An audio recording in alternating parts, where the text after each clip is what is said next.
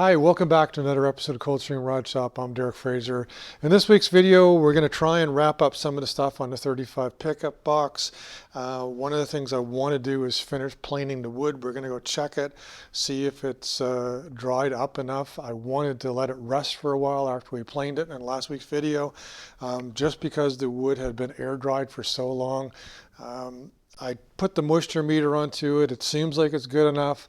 I checked a couple boards there the other day. It cupped a little bit, but it's still well within the 1/8 of an inch I still have to dress off of it. I also need to pick up the stainless steel strip so I can make sure I do the right width on the wood.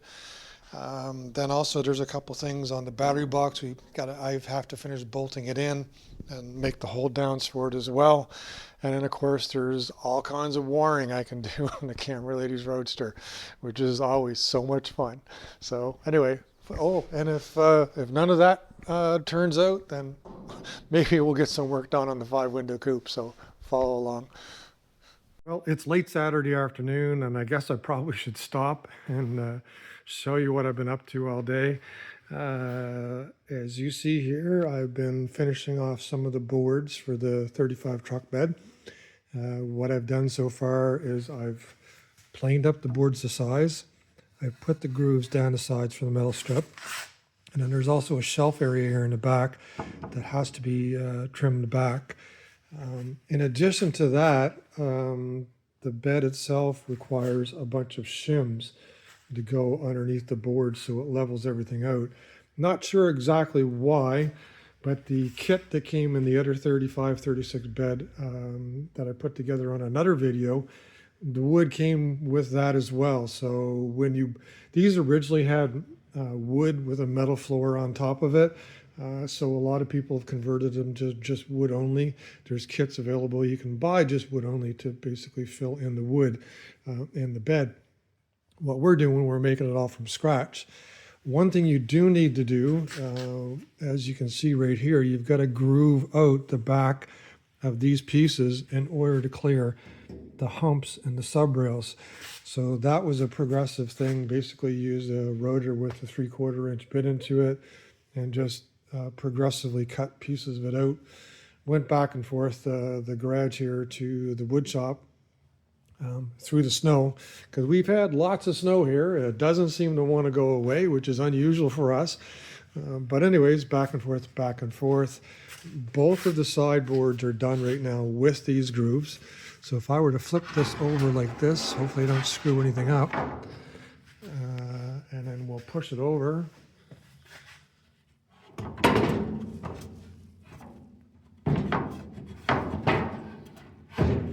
It's catching on something, but there it is.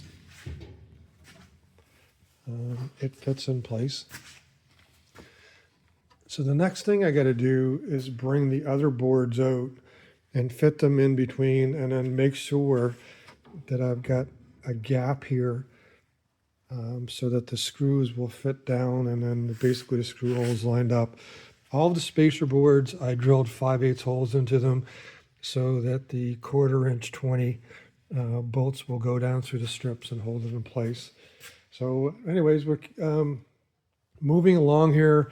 What I want to do is fit all of these boards, and I want to get a couple coats of urethane onto them as quick as I can on both sides so I can seal them up. I don't want them to warp where we're going in and out of the garage, the cold and the warm areas and everything else. If I can seal them all the way around as soon as possible, then it's going to basically save them or reduce the amount that they're going to be affected by humidity and stuff. So I'll show you in a couple seconds with all the boards into it, but that's what we've been doing. So next, like I said, I wanted to lay all of the wood strips in, trial fit them with the stainless steel strips. Now these stainless steel strips don't go with this particular bed. They are the right width. We're going to use them. We're going to re-drill some of the holes, and we'll plug up the other ones. The option would be to buy another set of the strips, and unfortunately where we live here in Canada, if we were to buy another set of strips like this, stainless steel strips, I think we'd be out better part of $900 by the time we get them here, or more, depending on the circumstances of tariffs and taxes and exchange rates and all that kind of fun stuff. So what we're going to do is we're going to best fit these strips into the bed and then re-drill the holes where we're going to put the bolts into this bed. I'll trim them off at this point here. And what normally happens is on the edge of them, you flatten the edge down a little bit. The edge protrudes to about here, and there's another piece of sheet metal that's made. It comes over here and folds down, and it covers this lip. And then there'll be like a screw held here and a screw held there. There's a stud that goes in here, and basically the friction or the pressure of this holds that sheet metal plate down. Anyways, I'll step you through that. I'm going to make that up hopefully in this episode, so we'll finish off the bed. But right now, what I've got to do now, I'm going to pull the stainless steel strips out, take the 6 pieces of wood back into the shop. Now that I'm confident that they're the right width, we're going to finish sand the tops of them. Probably go to 180 or 220 on the random orbit sander. And then I'm going to put a coat of satin or semi-gloss spar varnish on both sides. The spar varnish is rated for outside use for UV. The regular house urethane or whatever is not rated for UV, so you basically want to use a marine or an outdoor type of clear coat that you put on the wood so that it's going to stand up. Now, most of our hot rods are not going to see the outside a whole lot, probably not going to see a whole lot of rain, anything like that, but still we want to put something on it that's going to last, or it's not going to be affected by the sun or peel or anything like that. So anyways, we're going to pull everything back out, head back into the shop and finish sand and start putting some clear coats on the wood. So while I'm putting urethane on the pickup bed wood in the shop, I'm going to continue working on some of the bracketry we have to do on the bed around the battery box. So what'll happen is that the wood strips will actually get cut up where the battery box is. The stainless steel strips will be cut as well. So that means we need an extra bolt hole for the stainless steel strips. So what I've done is I've taken some 1x1 square tubing and then cut it on an angle like this to basically make a little bracket, and I've welded these brackets on the sub rails here. Now what I'm going to do, I've put some pilot holes here. I'm going to drill these holes out. I'm going to go get some 1/4-20 nut certs, and we'll put the nut certs in here. So that's what we'll attach the stainless steel strips to. So what that'll allow us to do is that we'll undo 3 stainless steel strips, take the 2 pieces of wood out, it'll access the battery box, and then the other back section of the stainless steel strips will keep the wood in place. It's the same thing that we did on the 32 pickup bed, and it's the same thing we did on another 35 pickup bed, so we're just duplicating the same thing on this one. So what I'm going to do, I'll drill those holes out, we'll get some nut certs, put them in there, and we're going to trial fit the stainless steel strips. So here are the wood pieces in the shop. Currently I've got 2 coats on the top, 1 coat on the bottom. This is spar varnish, so I think spar varnish or spar urethane. It has some oils into it, takes a little longer to dry. What'll happen is I'll keep on putting coats on. I'm definitely not going to have this done by the end of the episode. At this stage I've got 2 coats on the top, 1 on the bottom like I just said. So now after the top coat, the second top coat dries, I'm going to sand it like with 180 or 220, take any of the dust off of it, smooth it down, and then from each coat from here on in between coats, we're going to sand between coats. But more than likely, in the other ones I've done, I typically am going to put at least 5, maybe 6 coats on the top before it actually builds a nice good film. So like I said, that's 5 or 6 days. Pretty much you need 12 hours between coats when I'm brushing this stuff on. So it's just going to take some time to do and won't be done this episode. You'll see it in the next one, but we're going to carry on with it this week and get this part of the project done. So we're slowly picking away at a few more things on the 35 pickup bed. One of them was to continue to drill out these holes. put threaded inserts or welded nuts or something into them. What I've done in the past, and I find quite effective for this, is actually using a nutsert. This is what I mean. Some of you guys would know exactly what they are. You can get aluminum ones, you can get steel ones. Steel ones are definitely better. I could only get the aluminum ones. The one thing is when they strip out, you can always drill them out and put new ones in again. So, but if you can, if you're going to use them, use the welded or use the steel ones. The alternative would be to get what Ford did, which is like a D nut that you could weld in place. Conceivably, you could just take a regular nut and hold it in place and weld it there. But like I said, what I've done for my own car, as well as the other one, we've used these nutserts. The other thing I managed to get done today was just to drill some holes in the side of the battery box so it holds it in place on these two stringers here. Again, just 1/4 nuts and bolts. Still got a few more things to do. Want to do the hold down bracket, but we'll pick away at that. We're getting slammed here right now with the snowstorm again. Snow blowed yesterday, and I'm most likely going to be doing it later today or tomorrow morning again. So it's going to be limiting some of the shop time. But nevertheless, we're going to get as much done as we can. So follow along. So, like I said, just getting a little bit of snow again. Everything's filling in faster. I made tracks out here just a little while ago. It's all snowed in again. I'm sure there's other parts of the east coast of the U.S. you're seeing exactly the same thing we are. Just doesn't make it that much fun for going and getting stuff. And we typically lose the power. Kind of anticipating that here shortly. So anyways, we're going to carry on. Off to the next thing.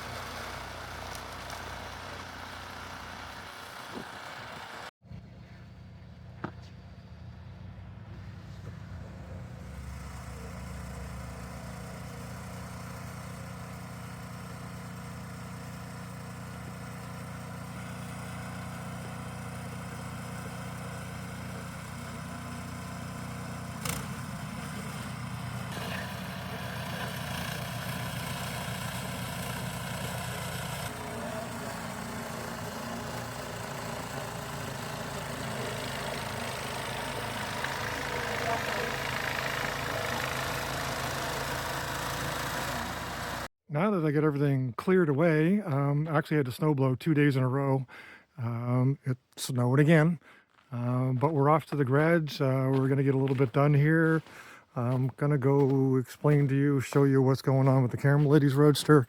I did do some work on the wiring. I'm going to show you what we've been up to. So in last week's video, I did the engine harness, wired up everything for the engine. Everything went well, cut the size and everything like that. But one thing that was bothering me was the ends. Now, in the past, I've done wiring with just the crimp ends, kind of like what you see here on our Model A. That's 10 years old. Then on the can't see it here, but on the 32 pickup, kind of did the same thing. Use the same crimp on ends. You know, they don't look too bad. They last. You do them right, they're going to hold. But I kind of wanted to up my game a little bit on the 32 Roadster here. I wanted to make it look a little nicer. So what I did, I went on Amazon and ordered up these really neat shrink. There we go, shrink tube type ends. Looked at all the comments and stuff. Everybody recommended them, said they're great. There we go. Put a couple of them on. And the metal section here, when I crimped them, they just wouldn't hold. A couple of them went on okay. The shrink tubing did shrink, and it would glue it on, but ultimately that little metal crimp that's on the inside there wasn't holding after I crimped it. So anyways, got frustrated with that, sent them back and went an alternate route. We did a couple of those and they were no good. So went back to these regular ones that you would buy at, in our case, Princess Auto, Harbor Freight, or O'Reilly's, or wherever. So you can see we Power Fist. That's the Canadian version that we buy at Princess Auto. Have some stuff left over here. But also what I did, I bought some shrink tubing and a little mini hairdryer thing here for shrinking up the tubing. Now you can use a lighter. I've been using a lighter, as I said earlier, right there, in order to, when I cut the cloth material off of the wiring, I cut it off and then you kind of just burn it so it doesn't fray. So as you can see here, what I've done is I've done the regular crimp fittings, but I've taken a piece of the black shrink tubing, whatever. I put that on first, put the end on, and then I put the shrink tubing around the end of it. Now, it probably doesn't, it may actually hold the wire on there a little bit better, but I just think it just finishes it off a little bit better, especially where we've got some of the, the cloth wires exposed. Looks a little bit better than a different colored plastic ends and stuff. So what I'm going to do from here on in for the rest of the car, I'm going to redo a couple of them. For example, like right now, there's one here on a choke. I'm probably going to take that off, put a new end onto it, put some shrink tubing around that as well. But for the rest of the stuff in the rest of the car, what I'm going to do is I'm going to put these regular fittings on, and we're going to put the shrink tubing around it and make it look a little bit better. It'll be a little more secure as well too, but because I went through that process of ordering them, trying them out, and sending them back, that's as far as I got on the wiring, but at least it's another step forward on the Camera Ladies Roadster. And like I said, I think it adds a little bit more to the finish on it kind of thing. It looks a little bit more professionally done. One more thing I wanted to do on the 35 pickup before the end of the episode was finish off the battery box. We made the battery box, we installed the battery box, but one thing we didn't do was do the hold down. What I've done in the past, a similar thing, I just used some angle iron here, some threaded rods. In this case, I just went to the auto store and I bought some threaded rods with a little hook into it, drilled a hole through the side of the battery box, just taking some angle iron like that. We flattened one edge, drilled a hole into it, and then basically now we can use the wing nuts the little rubber pads, and this is going to, well, I've got to put it in from the top, but essentially this is going to hold the battery in place into the box. Just as simple as that. Don't need anything overly complicated, but it needs to be able to adjust to be able to push the battery down into the back of the box. And again, we made this box oversized because I really didn't know what size battery the owner was going to put into it. So we left some flexibility to go from a small one up to, like I mentioned before, like an F-150 sized battery or whatever he's got laying around. There's plenty of room on the side here for either to access a side post or a top post. That's what I've left this space open to come from the side on. So that is the battery box finished at this stage before we paint it. Well, that's it for another week of Coldstream Rod Shop. It's winter, I guess. We just have to cope with it and deal with it. Had the snowblower out 3 times this week, clearing stuff away. Not the first time, but it takes up time. Takes me away from working on the shop. But anyways, it's the end of February. Hopefully things will clear up soon. We'll be able to move around and not have to mess with this stuff. But we got a little bit stuff done on the 35 pickup bed. Got some work on the wood, the battery box. I did a little bit of work on the camera lady's wiring, but unfortunately, like I described earlier, those little shrink tube ends just didn't work out. So unfortunately, wasted a little bit of time there. Sometimes you have to take a step backwards in order to go forwards. But anyways, we're off in the right direction with that now. We've got a new course of action on that. We'll carry on with that next week. The 35 pickup bed. Hopefully I'll get it wrapped up next week. I don't want to drag it on any longer than what we have so far. And then we'll get on to more stuff. So anyways, that's it for this week of Coldstream Rod Shop. Hopefully you enjoyed. Please like, share, tag, and subscribe. Come on back next week and see what we're up to. Everybody take care.